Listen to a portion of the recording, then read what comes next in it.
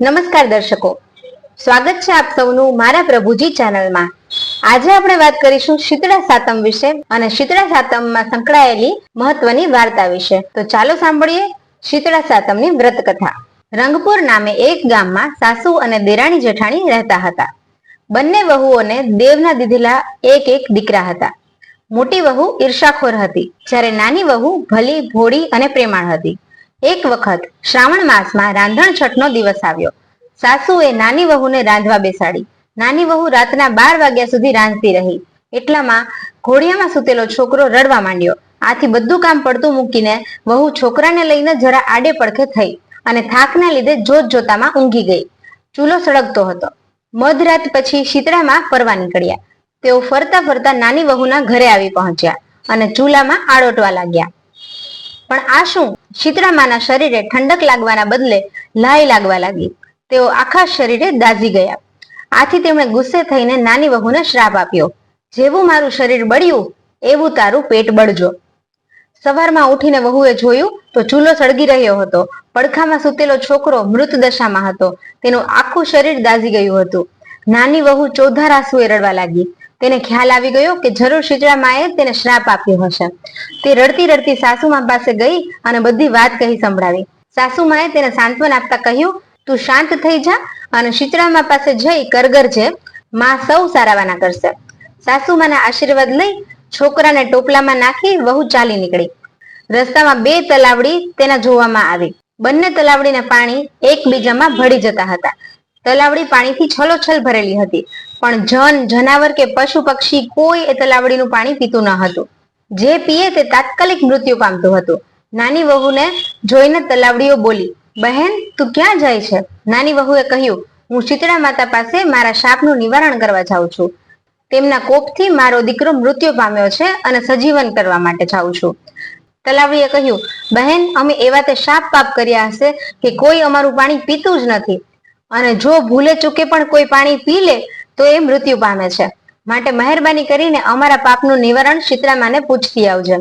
નાની વહુ ડોકું હલાવીને આગળ વધી। આગળ જતા રસ્તામાં તેને 2 આખલા મળ્યા। તેમની ડોકે ઘંટડીના પડ લટકતા હતા અને તેઓ લડતા હતા। નાની વહુને જોઈ આખલાઓ બોલ્યા, બહેન તું ક્યાં જાય છે? મારા શાપનું નિવારણ કરવા માટે શીતળા માતા પાસે જાઉં છું, વહુએ કહ્યું। આખલાએ કહ્યું, અમે એવા કયા શાપ કર્યા હશે કે અમે સદાય લડ્યા જ કરીએ છીએ? મહેરબાની કરીને અમારા શાપનું નિવારણ પણ પૂછતી આવજે। નાની વહુ તેમને હા કહી આગળ નીકળી ગઈ। થોડે દૂર ગયા પછી તેણે જોયું તો બોરડીના ઝાડ નીચે એક ડોશીમાં પોતાના જીથરા જેવા વાળ સાથે ખંજવાળતા બેઠા હતા। ડોશી વહુને પોતાની તરફ આવતા જોઈ અને કહેવા લાગી, બહેન આમ હાંફડી ફાફડી થઈને ક્યાં જાય છે અને ટોપલામાં શું લઈ જાય છે? નાની વહુ એમની પાસે આવી અને તેમને સઘળી વાત જણાવી। ડોશીમાએ તો જાણે કંઈ સાંભળ્યું ના હોય એમ પોતાના સ્વાર્થની વાત કરતા કહેવા લાગ્યા, અલી જરા મારું માથું ખંજવાળી આપને, ક્યારની જુઓ વિતાડ્યા કરે છે। વહુ દયાળુ હતી, તેને શીતળા માતા પાસે જવાની ઉતાવળ હતી, છતાં તે પોતાના છોકરાને ડોશીના ખોળામાં મૂકી તેમની જુઓ વીણવા બેઠી। થોડી વારે ડોશીમાની ખંજવાળ મટી ગઈ। તેણે નાની વહુને આશીર્વાદ આપતા કહ્યું, જેવું મારું માથું ઠર્યું એવું તારું પેટ ઠરજો। આટલું બોલતા તો ચમત્કાર થયો। ડોશીમાના ખોળામાં રહેલો છોકરો સજીવન થઈ ગયો। વહુ આશ્ચર્ય પામી। તેને ખાતરી થઈ ગઈ કે આ ડોશીમાં બીજું કોઈ નહીં પણ શીતળા માતા જ છે। આથી તેમના પગે પડી। ત્યારબાદ વહુએ તલાવડીના શાપનું નિવારણ પૂછતા શીતળા માતા બોલ્યા, બેટી પૂર્વજન્મમાં તેઓ બંને શોકીઓ હતી, આથી તેઓ રોજ ઝઘડ્યા કરતી હતી। કોઈને શાક છાશ આપે નહીં અને આપે તો પાણી નાખીને આપે। આથી એમનું પાણી કોઈ પીતું નથી, પરંતુ તું એમનું પાણી પીજે એટલે એમના પાપોનો નાશ થશે। એ પછી વહુએ આખલાઓના શાપનું પૂછ્યું। તેના જવાબમાં શીતળા માતાજી બોલ્યા, બેટી ગયા ભવમાં બંને દેરાણી જેઠાણી હતા। એ લોકો એટલા ઈર્ષાળુ હતા કે કોઈને દળવા ખાંડવા દેતા ન હતા। આથી આ ભવે તેઓ આખલા બનીને એમના ડોકે ઘંટીના પડ બાંધીને લડિયા રાખે છે। તું તેમની ડોકેથી ઘંટીના પડ છોડી નાખજે, આથી તેમનું પાપ દૂર થશે। નાની વહુ ખુશ થતી શીતળા માતાના આશીર્વાદ લઈ છોકરાને લઈને પાછી ફરી। રસ્તામાં તેને પહેલા આખલા મળ્યા। વહુએ તેમને શીતળા માતાની વાત સંભળાવી અને ડોકેથી ઘંટીના પડ છોડી નાખ્યા। આથી તેઓ લડતા બંધ થઈ ગઈ।